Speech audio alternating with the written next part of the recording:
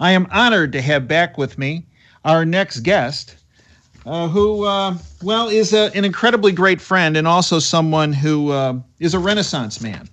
He wears many hats. He's a great author, wrote the book Forever 1776. You can go to his website at forever1776.com. He's a host of a great radio show, The Power Hour Nation. The website for that is thepowerhour.com. And he is also CEO of a fantastic company that's based on, it focuses on your well-being.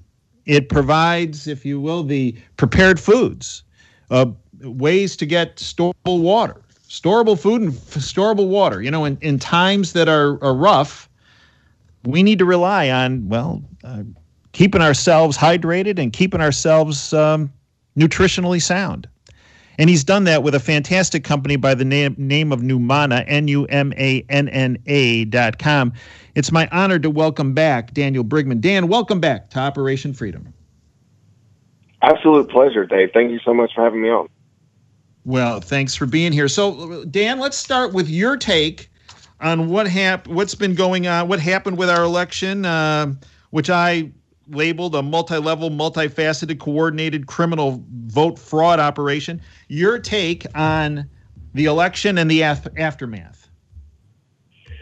Well, my first take of the whole thing, obviously, it's fraud on many levels. You could feel it. You could see it. As reports come in, it becomes tangible, becomes obvious. You have districts where 105% of the people who live in the district are voting. That's fraud on its face. Not to count all the other different things. I think this is all going to start to come out more and more, hopefully this next week. I think it is. I believe it is. A thought I had when I was watching the election of the night,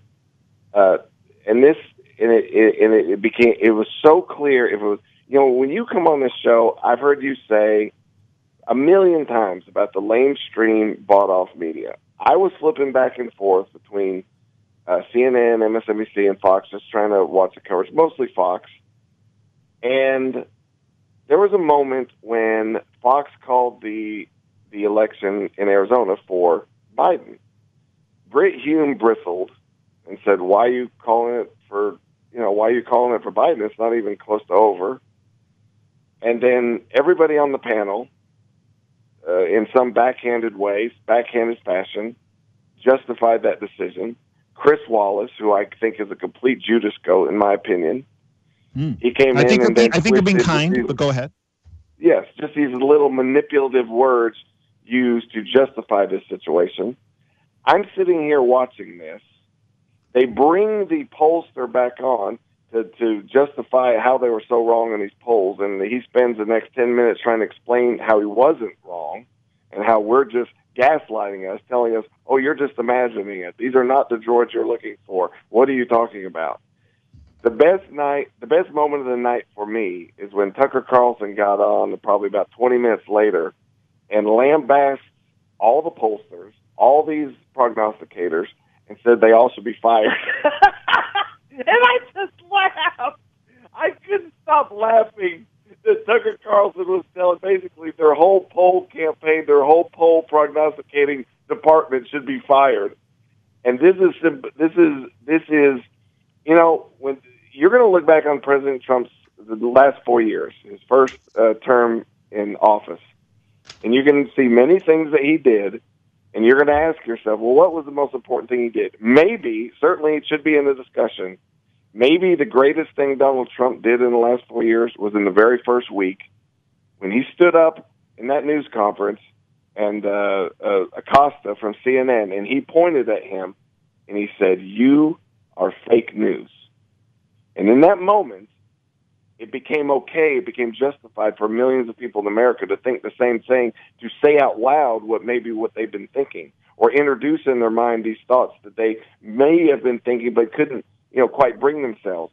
I cannot stress my radio show, my experience, talking to people like you, Dave, talking about when that paradigm started to break, and now what we're seeing with this election, it is complete fraud.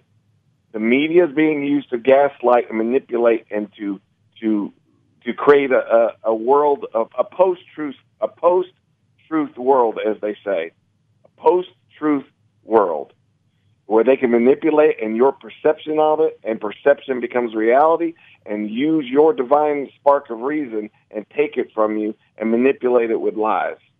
Well, that's not American, and that's not America. We hold these truths to be self-evident. America is based on truth. And what we've seen, and I hope my longing, lasting impression of this election, I hope, for me, I hope for other people, is that this corporate media shills have lost basically all credibility. Well, and I think we're starting to see it. Dan, I have been criticized for 10 years. For 10 years, I've been telling people that Fox is not fair and balanced. Fox is just another flavor in the Baskin-Robbins ice cream store of deep state propaganda, and they're not to be trusted. And in fact, sure, they put some trophies out front, such as Tucker and, if you will, Hannity and some of these other folks. But if you look at the management sits on the deep state think tank, the Council on Foreign Relations. They are deep state globalists, and they are not intent on being fair and balanced. They're just trying to, if you will, be wolves in sheep's clothing. Well, to me, that's worse. See, I hate Chris Wallace. I use hate. That's maybe a strong word, but you know what I mean. I hate Chris Wallace. I have disdain for Chris Wallace more than Rachel Maddow or Anderson Cooper, because you know who those people are. Chris Wallace is supposed to present himself as fair, balanced, conservative, Republican ideals, all these things. And he's not any of those things. In fact, it's worse because he's trying to take you and manipulate you. I can't stand that. That is worse. It is way worse. It is. It is. It's very. It's so deceitful that the transparency in life is key with no matter who you deal with. And when you start dealing with smoke and mirrors and a lack of transparency, this is when you get into huge problems. And in fact, Fox was integral in this, what I called the new coup of Donald Trump, because it was them who actually first tried their little magic with Georgia. Right? Georgia's going blue. No, not at the time. No. And in fact, going into Tuesday night, late Tuesday night, President Trump was up 100,000 votes in Georgia. Well, now he's down, of course, and we know how. And we've outlined that with the criminal vote stealing operation that they've been involved with, not only with the ballots, but with the electronic cyber warfare, as we've outlined with Hammer and Scorecard. But then, when that didn't work out so well for them initially, then they were the trigger. They stopped everything in Arizona, right? And when they stopped everything, well, the next thing you know, even though 50%, 70% of the vote was in, Fox called it Arizona for Biden, and next thing you know, that was the trigger that all of a sudden all these other states, quote, stop counting, end quote, when in fact, no, they just kept adding to Biden's totals and didn't count what was coming from Trump, or whatever came to Trump. They were switching over to Biden in Michigan, in Wisconsin, in Georgia, in North Carolina, in Pennsylvania, in Virginia, just to name Nevada, just to name a few. There was a moment when before Arizona, or right about that time, Florida, they would not call Florida, even though it was obvious Trump was going to win Florida. They refused to call. This is. I'm going to give you an example, ladies and gentlemen, of how this works and how subtle this is, and how you could kind of just cast it aside and not even pay attention to it. Okay, for hours they refused to call Florida. Refused, even though it was obvious Trump was going to win. On the electoral board on the TV screen, if they would have given Florida to Trump at that moment, they're around 100 each. Biden was a little ahead. Then Trump would have took the lead. Trump would have took the lead with Florida, so that psychologically, now Trump's in the lead, and then all these other states are in dispute and what have you. This is how subtle they are, and how people. And mind you, ladies and gentlemen, people are still voting in parts of America while this is going on. So they refuse to call Florida for Trump. Trump stays behind on the screen. Then a little bit after, California, Oregon, Washington immediately close their polls.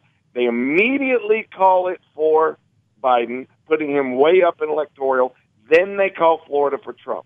I'm giving you a very subtle, and I promise you intentional manipulation and gaslighting of your perception of that election. That is a subtle example I'm giving to you. And let it be known, you sent me the video of you did about scorecard and hammer with McInerney. You're a hero for doing that. Let me tell you who else is a hero. Lou Dobbs on Fox. He's the only person I've seen on Fox who dare bring that up and have Sidney Powell on there talking about that. He is a hero. In the face of such opposition and such subtle manipulation, this is a coup. You said it correctly. This is a coup.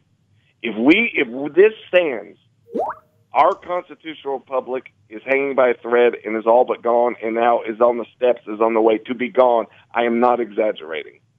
Because there will never be a free election. There will never be an honest election. Our will never be counted. I hear my aunt, my relatives say, well, if this is what America chooses, maybe they get a taste of socialism. I tell my Aunt Shirley, they are not choosing this. America is not choosing this. There is no way Biden got 40% of the vote. I doubt it's even 35% of the vote. Honestly, this is absurd. Your will in the democratic process in our constitutional republic is on the line. This is the stand for our republic. I am not exaggerating. Anyway, that's my perception of what's going on. Folks, we're speaking with the great Daniel Brigman, thepowerhour.com. Also, he's the CEO of the best company for prepared food and storable water and products to filter your water, Numana, NUMANNA.com, Numana.com. If you're confused about, how do I get there? You can go to davejanda.com and hit the link. Numana is right there on our site. Dan, you mentioned Dobbs interviewing the great Sidney Powell, who's a friend of ours, who is General Flynn's attorney. Also, essentially, she's now become the attorney for every American because she's standing up against the deep state on this election stealing operation.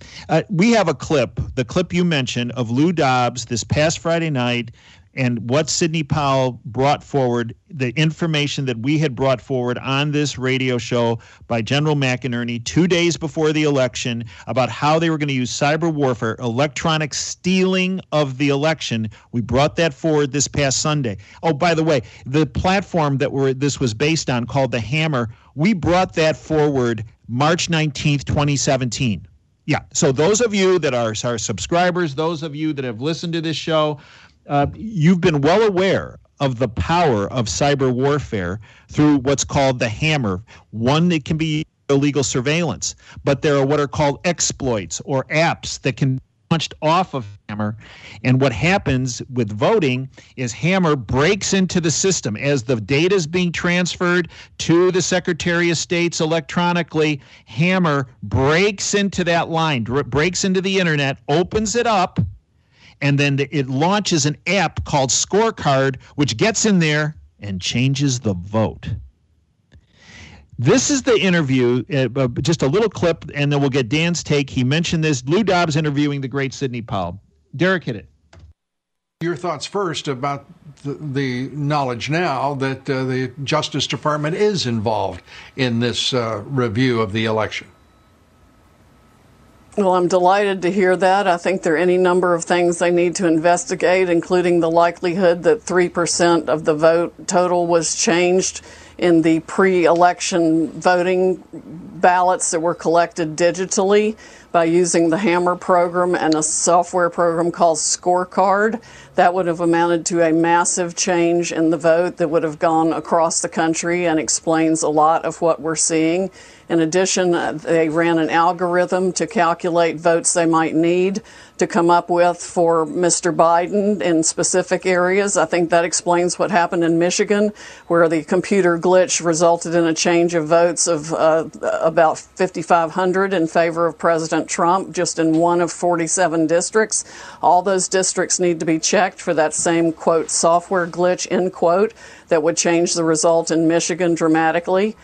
The same thing is happening in other states. We've had hundreds of thousands of ballots mysteriously appear solely for Mr. Biden, which is statistically impossible as a matter of mathematics. It can all be documented. We are putting it into materials that we will file in federal court, and we need to seek relief in multiple states to enjoin the certification of any election results. Well, Cindy, let's go back to Hammer and Scorecard. Are those the names that you just used for those programs? What's being done about it, and how broadly were they used by vote counters in various states? I think they were very broadly used, but not by the vote counters. They were used by the forces in the Democratic operatives that had access to these programs through the government access points that they have, and used it illegally to change votes in this country. It's got to be investigated, probably by the president's most trusted military intelligence officials who can get into the system and see what was done. But we do have some evidence that that is exactly what happened. And they've used it against other entities in other countries. It's just been turned recently against our own citizens here to change election results. It's absolutely appalling that that can be done. And whether it's called computer glitches or something else, somebody has actually gone into the system and changed voting results. There you go, Dan. My cousin called me. She lives in North Carolina, which is one of the states that was in question, certainly has been for the last few days.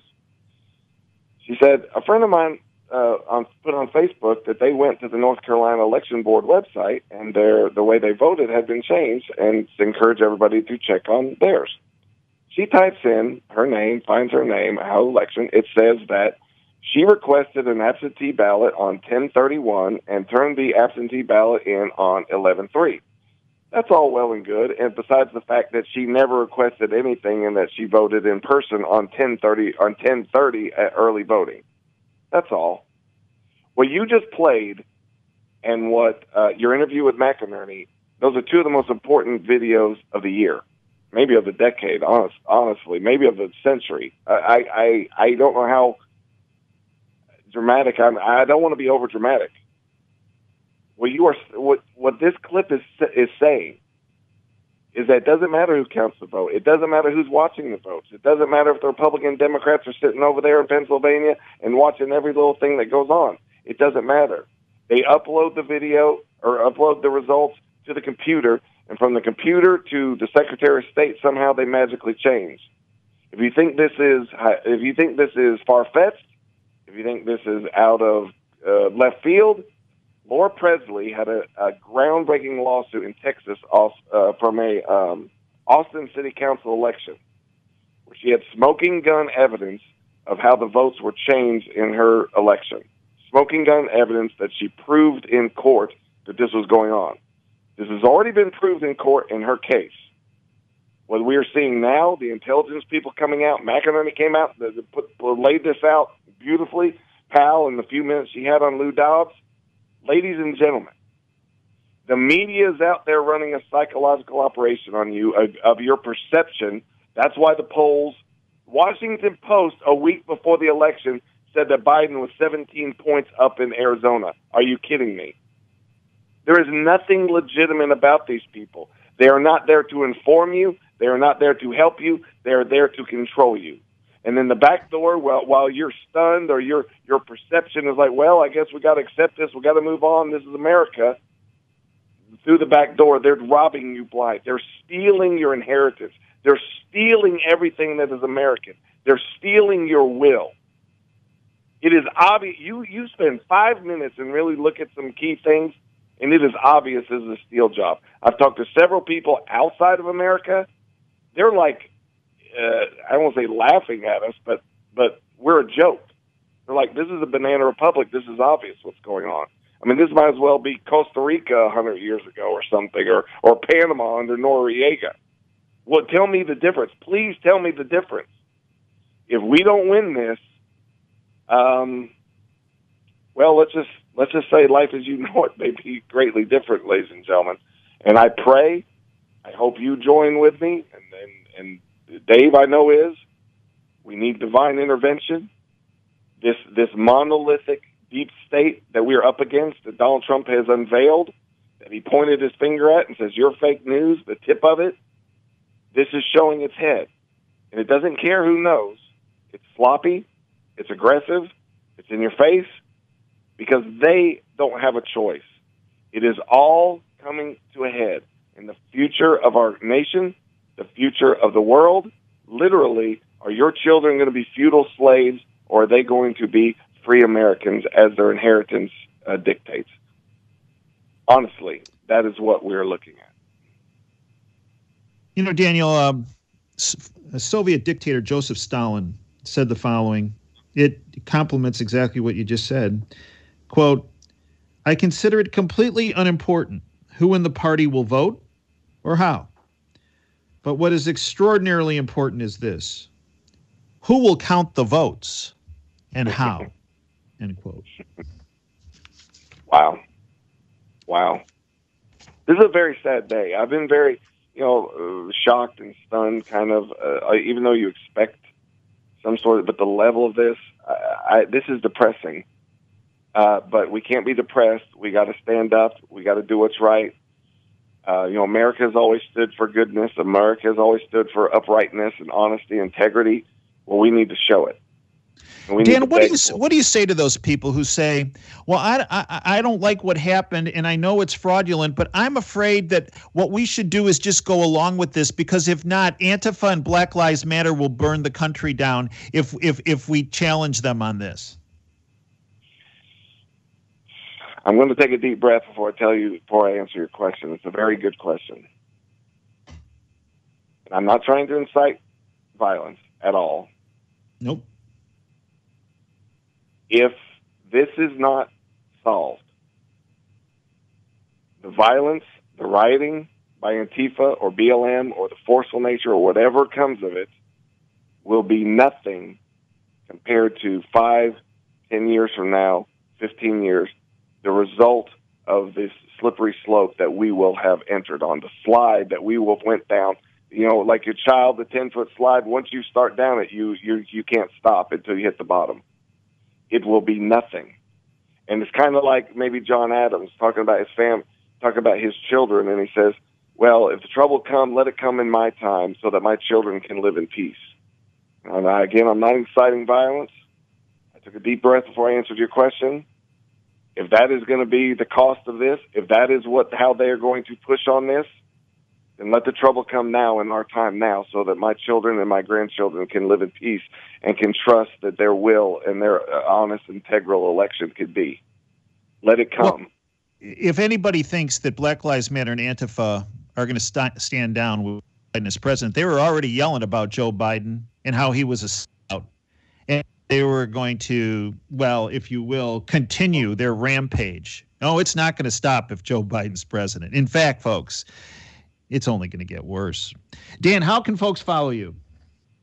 ThePowerHour.com. You can listen to the radio show. Nemana.com, 888-597-0775, 888-597-0775.